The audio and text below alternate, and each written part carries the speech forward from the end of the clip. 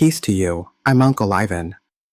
Every time you ask AI something, or chat with it, do you know why it responds the way it does?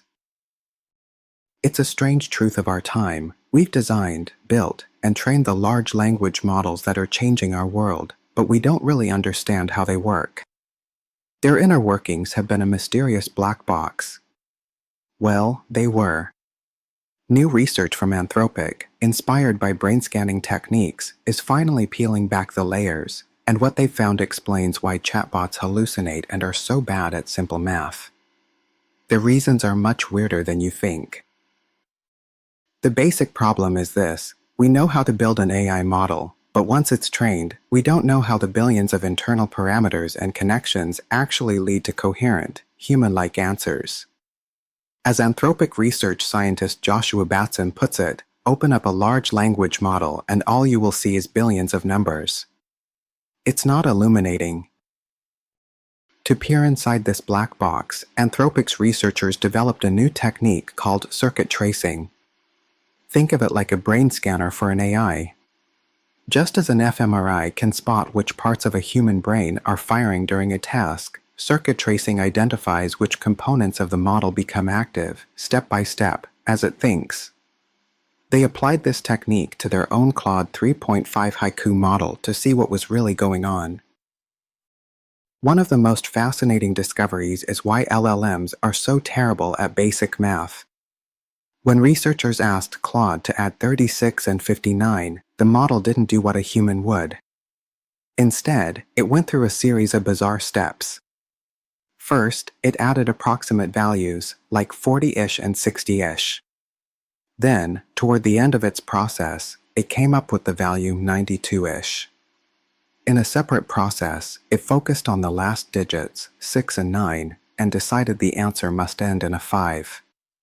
Finally, it put 92-ish and ends in a 5 together to get the correct answer, 95. But here's where it gets really strange.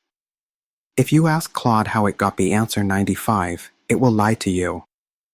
It will say something like, I added the ones, 6 plus 9 is equal to 15, carried the 1, then added the tens, 3 plus 5 plus 1 is equal to 9, resulting in 95. This isn't what it did at all. The model is simply repeating a common explanation from its training data for how that sum is solved. This is a huge deal. It shows that we can't trust an AI's own explanation of its behavior, which has major implications for designing AI safety guardrails. The research also busted a huge myth that LLMs operate simply by predicting the next word in a sequence. By tracing how Claude generated rhyming poems, Anthropic found that the model planned ahead. It actually chose the rhyming word for the end of the second line first, and then went back to fill in the words leading up to it. As researcher Joshua Batson said, the planning thing in poems blew me away. It knows where it's going. Among other discoveries, the team also found evidence that Claude sometimes thinks in a conceptual space that is shared between different languages. This suggests it might have a kind of universal language of thought, an internal framework that isn't tied to English, Spanish, or any other human language. Now, there's still a long way to go with this research.